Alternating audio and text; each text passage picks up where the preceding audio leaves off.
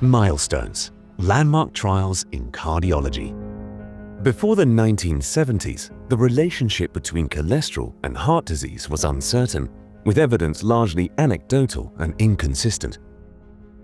In 1971, the Framingham study reported a strong association between higher cholesterol levels and coronary heart disease, which provided the epidemiologic foundation for the cholesterol hypothesis.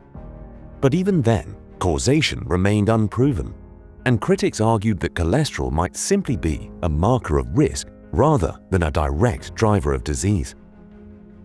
Intervention trials would have provided valuable evidence, but early randomized studies using dietary interventions or older lipid-lowering therapies such as fibrates, bile acid sequestrants, and niacin showed only modest reductions in non-fatal myocardial infarction and generally failed to demonstrate a mortality benefit. Some studies even raised concerns about increased non-cardiac deaths, including cancer, suicide, and accidents.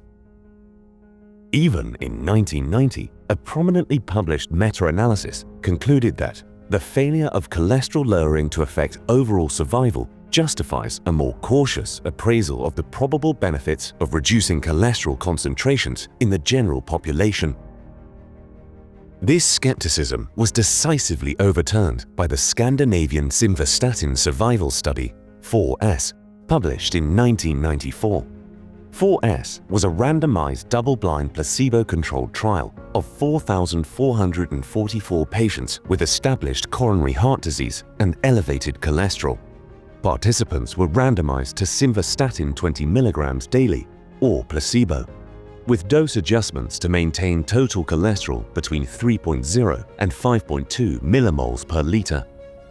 Over 5.4 years of follow-up, simvastatin reduced LDL cholesterol by 35% and, most importantly, led to a 30% reduction in all-cause mortality, a 42% reduction in coronary deaths, and a 34% reduction in major coronary events.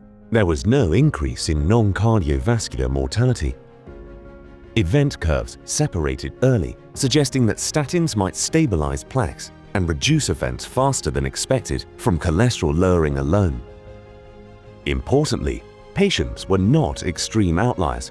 Cholesterol levels were elevated but typical for the era, making the results immediately applicable to routine clinical practice. Although simvastatin wasn't a particularly powerful drug by modern standards, it delivered striking mortality benefits, reinforcing the causal relationship between cholesterol and coronary artery disease and showing that even modest LDL reductions could yield substantial clinical gains. The 4S trial shifted the focus from cholesterol numbers to patient outcomes, cementing statins as a cornerstone of secondary prevention in coronary heart disease.